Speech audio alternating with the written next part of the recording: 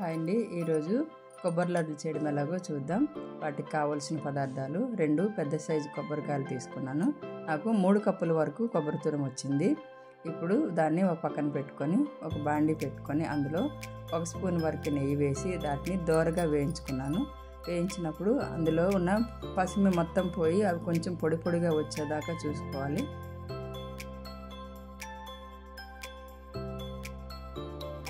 ఇప్పుడు దీన్ని పక్కన జరుపుకొని వేరొక బాండీ తీసుకొని 1 కప్పు వరకు బెల్లం వేసి అందులో 3 స్పూన్ల వరకు నీళ్ళు వేసి దాటిని ఒకటిసారి వడపెట్టి పక్కన జరుపుకోవాలి. ఎందుకంటే అందులో చిన్న చిన్న రాళ్ళు ఏమైనా ఉంటే పక్కకు వస్తే కనుక దాటిని ఒకసారి జల్లించుకోవాలి.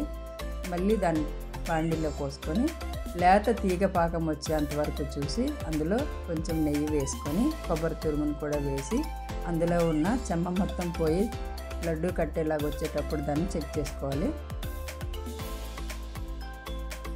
ఇప్పుడు లేత తీగ పాకం వచ్చిందో లేదో ఒకసారి చెక్ చేసుకోవాలి. ఇప్పుడు చెక్ చేసుకున్న తర్వాత ముందుగా మనం ఫ్రై చేసి పెట్టుకుని కొబ్బరి తురుమును వేసి బాగా కలపాలి. అందులో 1 స్పూన్ వరకు నెయ్యి, 2 ఇలాచీలు కూడా వేసి బాగా కలుపుతూ అందులో ఉన్న తడి మొత్తం పోయి మొత్తం ఉండ కడుతున్నప్పుడు వాటిని స్టవ్ ఆఫ్ చేసుకోవాలి. స్టవ్ ఆఫ్ చేసుకొని చల్లగైన తర్వాత మనం లడ్డూలుగా చుట్టుకోవాలి.